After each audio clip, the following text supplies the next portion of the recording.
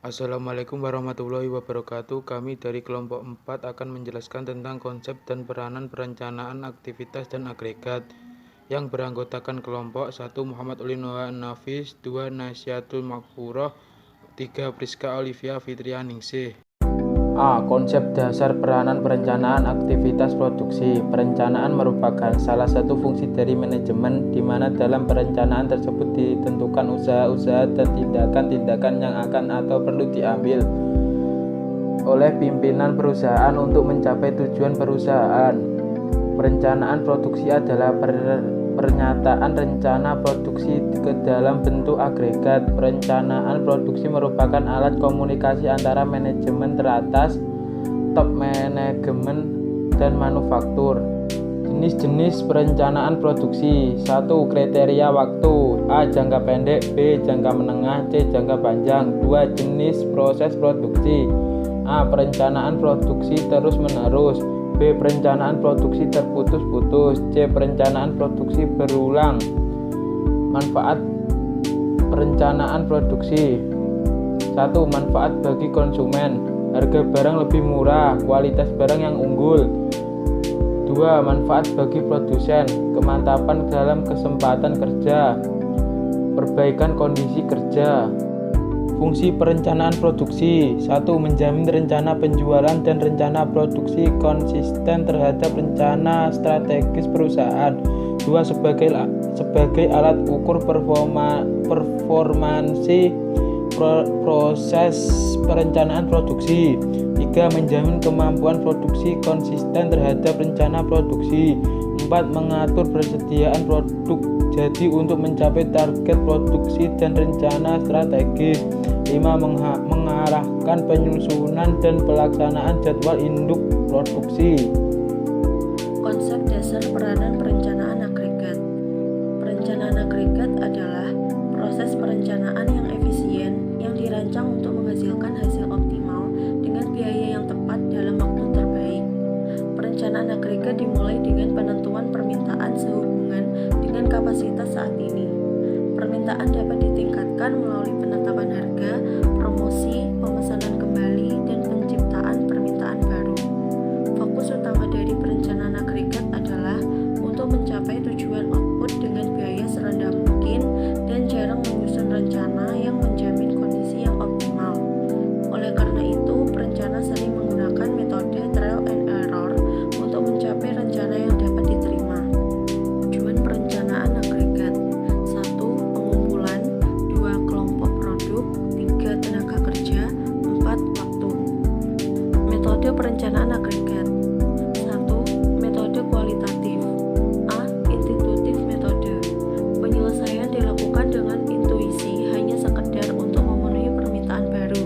Apabila rencana yang lama ternyata tidak optimal, pendekatan ini mengakibatkan pemborosan yang berkepanjangan.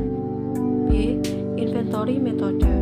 Konsep yang sering digunakan dalam perencanaan produksi karena kinerja manajer sering diukur oleh rasio perputaran fasilitas. Mereka dapat mencapai menggunakan perputaran rasio untuk mengendalikan kapasitas produksi. B. Metode kuantitatif. A. Charting and graphical methods. Metode diagram dan grafik mudah untuk dimengerti dan mudah untuk digunakan. Pada dasarnya, metode ini dapat dilakukan dengan beberapa variabel pada waktu uji coba. B. Linear programming. Dapat digunakan sebagai alat perencanaan agregat. Model ini dibuat karena validitas pendekatan coefficients manajemen sukar dipertanggungjawabkan. C. Linear decision rule. Mencoba untuk menetapkan tingkat produksi optimal dan tenaga kerja pada periode tertentu. Linear decision rule meminimalkan biaya total yang terdiri atas upah, perekrutan, pemberhentian, lembur, dan persediaan melalui kurva biaya yang kuadratis. D. Transportasi. Pada metode transportasi sering digunakan dalam proses determinasi perencanaan minimasi biaya. Secara sederhana, teknik terkomputerisasi secara lebih efisien dikembangkan masalah transportasi dengan menggunakan teknik Transport Shipment Problem atau TSP. E. Management Coefficients Model. Metode metode perencanaan agregat dengan menggunakan model koefisiensi manajemen membentuk sebuah model keputusan formal di seputar pengalaman dan kinerja manajer. Biaya perencanaan agregat. 1. Hiring cost atau ongkos penambahan tenaga kerja. Penambahan tenaga kerja menimbulkan ongkos-ongkos untuk iklan, proses seleksi dan training. Ongkos training merupakan ongkos yang besar apabila tenaga kerja yang direkrut adalah tenaga kerja baru yang belum berpengalaman. 2. Firing cost atau ongkos pemberhentian tenaga kerja. Pemberhentian tenaga kerja biasanya terjadi karena semakin rendahnya permintaan akan produk yang dihasilkan, sehingga tingkat produksi akan menurun secara drastis, ataupun karena persoalan teknis seperti produktivitas yang menurun serta faktor yang ada pada diri tenaga kerja itu sendiri. 3. Overtime cost and undertime cost atau ongkos lembur dan ongkos menganggur. Penggunaan waktu lembur bertujuan untuk meningkatkan output produksi, tetapi konsekuensinya perusahaan harus mengeluarkan ongkos tambahan lembur yang biasanya 150% dari ongkos kerja reguler. Di samping ongkos tersebut, adanya lembur biasanya akan memperbesar tingkat absen karyawan dikarenakan faktor kelelahan fisik pekerja.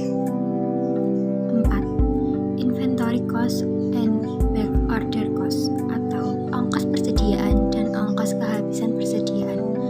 Persediaan mempunyai fungsi mengantisipasi timbulnya kenaikan permintaan pada saat-saat tertentu. Konsekuensi dari kebijakan perusahaan adalah timbulnya ongkos penyimpanan atau inventory cost dan back order cost yang berupa ongkos tertahannya modal, pajak, asuransi, kerusakan bahan, dan ongkos sewa gudang. 5. Subkontrak atau ongkos subkontrak. Pada saat permintaan melebihi kemampuan kapasitas reguler, biasanya perusahaan mensubkontrak kelebihan permintaan yang tidak bisa ditanganinya sendiri kepada perusahaan lain. Peranan perencanaan agregat. Dengan adanya perencanaan agregat yang baik, diharapkan proses produksi dapat berjalan dengan lancar. Permintaan produk perusahaan akan dapat dipenuhi dengan berkurangnya pemborosan biaya yang dikeluarkan perusahaan, terutama biaya tenaga kerja dan persediaan. Dengan demikian, sebuah perusahaan harus mempunyai suatu perencanaan produksi yang baik